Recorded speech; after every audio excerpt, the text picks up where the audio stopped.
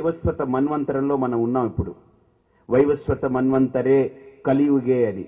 ఆ సూర్యుడికి ఉషాదేవికి పుట్టినటువంటి వాడే వైవస్వత మను. ఈ ఉషకి పుట్టినటువంటి వైవస్వత మనువుతో పాటు యముడు అలాగనే యమిని అనేటువంటి ఇద్దరు పుట్టారు. యముడు కూడా ఉషకి పుట్టినటువంటి వాడే. యమిని అనేటువంటిది కూడా ఈరోజు యమునా నదిగా ఉంది మనకు. వాళ్ళిద్దరూ కూడా ఉష యొక్క సంతతి. అయితే ఈ వైవస్వత మను అనేటువంటి వాడు గొప్ప తపస్వి, తపస్సంపన్నుడు. అయితే ఈ ఉష అనేటువంటి ఆవిడ సూర్యుడి యొక్క తేజస్సుకి తట్టుకోలేక ఆవిడ నేను ఇక్కడ ఉండలేనని చెప్పి ఆవిడ వెళ్లి తపస్సు చేస్తూ ఉంటుంది. ఒక గుర్రం రూపంలో ఆవిడ రూపాంతరం చెంది తపస్సు చేస్తూ ఉంటుంది. కానీ ఆవిడ వెళ్ళిపోతే సూర్యుడికి భార్య లేకపోతే యజ్ఞం కదా, ఇది రోజు యజ్ఞం చేస్తున్నాడు ఆయన ప్రతిరోజు. ఆ యజ్ఞం చేయడానికి సపత్ని ఉండాలి తప్ప పత్ని లేకుండా యజ్ఞం చేయడానికి లేదని అప్పుడు అందరూ వేడుకుంటే ఆ ఉష ఆవిడ యొక్క ఛాయను పంపుతుంది. ఆవిడ నీడ అంటే ఉష యొక్క ఛాయనే ఛాయాదేవి అయింది ఆయనకి భార్య. ఆ ఛాయకు పుట్టినటువంటి సంతతి శనీశ్వరుడు. సూర్యుడికి ఛాయాదేవికి పుట్టినటువంటి వాడే శనీశ్వరుడు.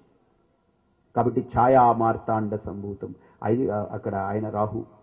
ఈయనేంటంటే ఈ ఛాయా మార్తాండుడికి. ఈయన శని చాలా శక్తిమంతుడు. అంటే సూర్యుడు ఖగోళాన్ని శాసిస్తే శని భూమిని శాసిస్తూ ఉంటాడు. ఎందుకనంటే సూర్యుడి యొక్క ఛాయ కదా ఇక్కడ పడుతూ ఉంటుంది నీడ.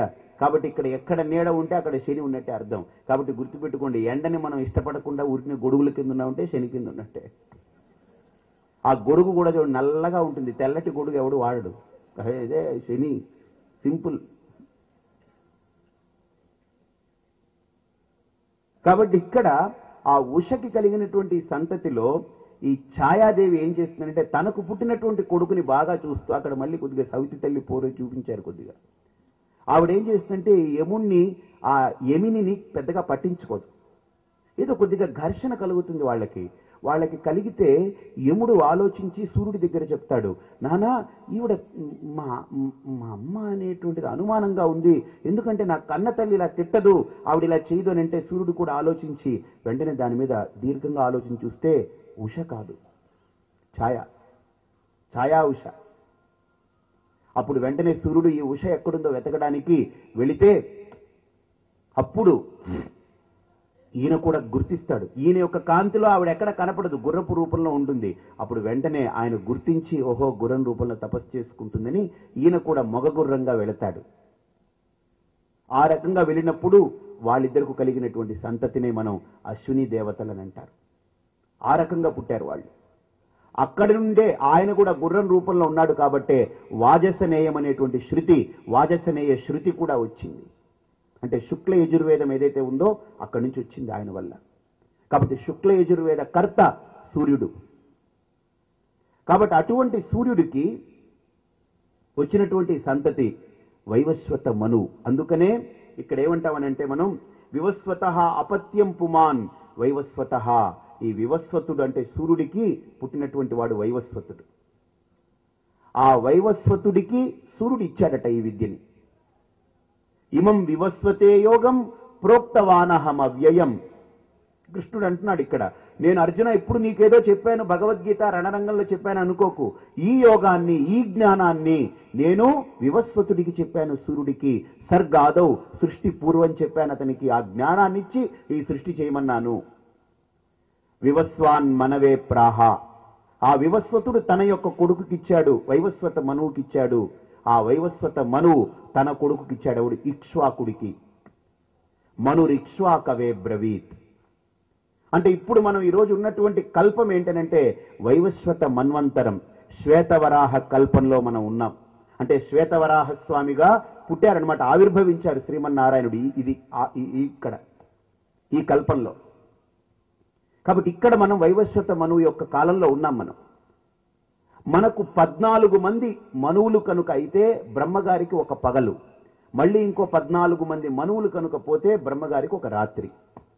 అంటే మొత్తం 28 ఇంద్రులు ఉంటారనమాట. అందుకని మనకంటారు అష్టావింశతితమే చంద్రే గతే బ్రహ్మాది వానిషం. అంటే 28 ఇంద్రులు కనుక మారితే బ్రహ్మగారికి ఒక రాత్రి ఒక పగలు పూర్తవుతుంది, అంటే ఒక రోజు పూర్తవుతుంది. అలాంటి రోజులు కనుక అష్టోత్తర శతం వర్షే గతే పాతః బ్రహ్మణః. అంటే 108 సంవత్సరాలు ఇలాంటి రోజులు కనుక అయితే బ్రహ్మగారికి ఒక బ్రహ్మగారు పడిపోతారు. అలాంటి బ్రహ్మగారులు 90 అయిపోతే, నవబ్రహ్మలు అయిపోతే అప్పుడు విష్ణువుకు ఒక పగలు. అలాంటి 90 బ్రహ్మలు కనుక మళ్ళీ ఇంకొకసారి అయిపోతే విష్ణువుకి రాత్రి. అలాంటి విష్ణువుకి 108 సంవత్సరాలు అయితే ఆయన ఒక విష్ణుకాలం అవుతుంది, అది రుద్రకాలంలో పడిపోతుంది. అలాంటి రుద్రులు మారిపోతారు. ఇలాంటివన్నీ అయిపోతూ మారిపోతుంటే ఆఖరికి అమ్మవారిని అంటారు ఉన్మేష నిమిషోత్పన్న విపన్న భువనావలిహి అని అంటారు. ఆవిడికి ఒక లిప్త మాత్రం అలా కన్ను తీసి కన్ను తెరిచినట్టట. ఇంతమంది పోతే సరే, ఈ 14 మంది మనువులు ఎవరు అని అంటే స్వయంభువు అనేటువంటి వాడొకడు, సారోచిష అనేటువంటి వాడొకడు, ఉత్తముడు అనేటువంటి వాడు, తామసుడు అనేటువంటి వాడు, రయిత అనేటువంటి వాడు, చాక్షుష అనేటువంటి వాడు, వైవస్వత అనేటువంటి వాడు. అంటే ఇప్పుడు 7వ వాడు. ఈ మన్వంతరంలో ఉన్నాం మనం. అంటే మనకు ముందు 6 మనువులు పోయారు. ఇప్పుడు మనకు ఉండేటువంటి ఇంద్రుడు ఎవరైతే ఉన్నాడో పురంధరుడు అనేటువంటి వాడు ఇంద్రుడు ఇప్పుడు మనల్ని పరిపాలిస్తున్నాడు. ఆ దేవతగా ఇంద్రుడు ఇప్పుడు ఎవరంటే పురంధరుడు. ప్రతి మనువు పోతున్నప్పుడు ఒక ఇంద్రుడు, కొత్త ఇంద్రుడు పుడుతుంటాడు. అలాగా ఒక కల్పంలో ఒక బ్రహ్మగారికి ఒక రోజు అయిందనంటే 28 ఇంద్రులు వెళ్ళిపోతారు, 28 మనువులు వెళ్ళిపోతారు. ఇప్పుడు మనకి 7వ మనువులో ఉన్నాం. అంటే మనకి ఇంకా 7 మనువులు రావాలి, 7 ఇంద్రులు పోవాలి. ఈ ఎన్ని వేల సంవత్సరాలు అయితేనండి. మరి మనువు గారికి ఇంద్రుడికి టైం ఏంటండి, వాళ్ళ టైం పీరియడ్ ఏంటండి అని అడిగారు. అంటే ఇక్కడ అంటారు యుగానాం ఏకసప్తతి. అంటే 70 మహాయుగాలైతే ఒక మనువుకి ఆయుషట, ఒక ఇంద్రుడికి 70 మహాయుగాలు. అంటే ఒక మహాయుగానికి కాలం ఏంటనంటే 4 యుగాలు కలిస్తే ఒక మహాయుగం అవుతుంది. కృత, త్రేత, ద్వాపర, కలి 4 యుగాలు కలిస్తే ఒక మహాయుగం. ఇటువంటి మహాయుగాలు 70 అయితే ఒక మనువుగారు, ఒక ఇంద్రుడు పోతారనమాట.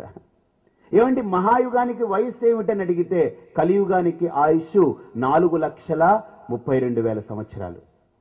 ద్వాపర యుగాన్ని కనుక దానికి డబల్ చేయాలి అంటే 8,64,000 సంవత్సరాలు. త్రేతాయుగానికి ఇంకో 4,32,000 కలపండి అంటే ఎంత వచ్చింది, 13 లక్షల చిల్లర వస్తుంది.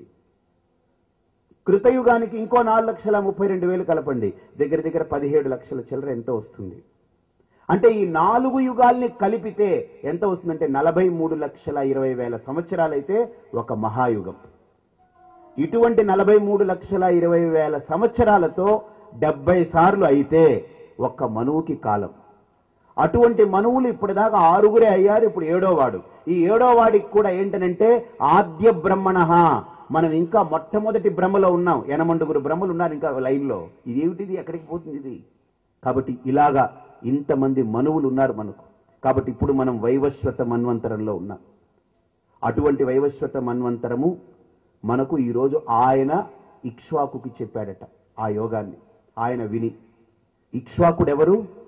రఘువంశ కుల తిలకుడు ఆయన, ఇక్ష్వాక కుల తిలకుడు ఆయన రాముడు. ఈ రఘువంశానికి ఇక్ష్వాకుడు ఒక ప్రధానమైనటువంటి వ్యక్తి. ఆయన కూడా సూర్యుడి యొక్క పరంపరలో వచ్చినటువంటి వాడే. సూర్యుడికి కొడుకు వైవస్వత మనువు, వైవస్వత మనువుకి కొడుకు ఆయన ఇక్ష్వాకు. ఇక్ష్వాకవే బ్రవీత్. అంతేకాదు ఏవం పరంపరా ప్రాప్తం ఇమం రాజర్షయో విదుహు. అంటే ఈ కృష్ణుడు ఎప్పటివాడు అసలు? ఇప్పుడు కనిపిస్తున్నాడు. అర్జున ఏవం పరంపరా ప్రాప్తం ఇమం రాజర్షయో విదుహు. ఇది ఎవరు పడితే వాళ్ళు పొందేది కాదయ్యా, వాడిలో ఒక ధైర్యం ఉండాలి. రాజు అంటే అర్థం ఏంటంటే ధైర్యము అని అర్థం. పురుషుడి యొక్క తేజస్సుని బాహువులతోటి చూడాలి, బాహువుల ద్వారానే తెలుసుకోవాలి. కాబట్టి అంటే ధైర్యానికి సంకేతం రాజు అని అంటే, క్షత్రియుడంటే. కాబట్టి ధైర్యత ఉంటేనే ఈ జ్ఞానానికి అర్హుడు, ధైర్యం లేకపోతే జ్ఞానానికి అర్హుడు కాదు. కాబట్టి ఇక్కడ బాగా ఆలోచించండి ఈ అంశాన్ని. ఒక ధైర్యత కావాలి మనిషికి. జ్ఞానాన్ని పొందడానికి కూడా ఇక్కడ శ్రీకృష్ణుడు అంటాడు ధైర్యం ఉంటేనే జ్ఞానం అబ్బుతుంది. దేనికి పనికిరాని వాడు దీనికి కావాలని ఇలా కూర్చుంటే కుదరదు. You should be bold enough to handle this. కాబట్టి ఇక్కడ ఆ పరంపరగా పొందినటువంటి జ్ఞానాన్ని శ్రీకృష్ణుడు ఎక్స్ప్లెయిన్ చేస్తాడు. అర్జునుడికి ఒక డౌట్ కలుగుతుంది, ఇవన్నీ బాగున్నాయా, నువ్వు ఏమిటి ఎప్పుడో చెప్పానంటున్నావు, నువ్వు చూస్తేనేమో అష్టమి రోహిణి నాడు పుట్టావు, అష్టమి తిథి రోహిణి నక్షత్రం, అక్కడేదో దేవకి వసుదేవుడికి పుడితే అక్కడి నుంచి తీసుకొచ్చి బృందావనంలో పెడితే ఆవిడ నిన్ను పెంచితే నువ్వు అక్కడి నుంచి బయటకు వచ్చావు, యశోద పెంచింది, అక్కడి నుంచి బయటకు వచ్చావు, నువ్వేవేవో కబుర్లు చెప్తున్నావు, నేను ఎప్పుడో సూర్యుడికి చెప్పానంటున్నావు, అసలు ఈవిడ నాకేం అర్థం కావట్లేదు, జ్ఞానం మాట పక్క నుంచి అసలు ముందు ఈ డౌట్ లేనిపోయింది పుట్టించావు నువ్వు, ఇది క్లియర్ చేయంటాడు ఆయన. కాబట్టి ఆ డౌట్స్ అంతా క్లియర్ చేస్తారు.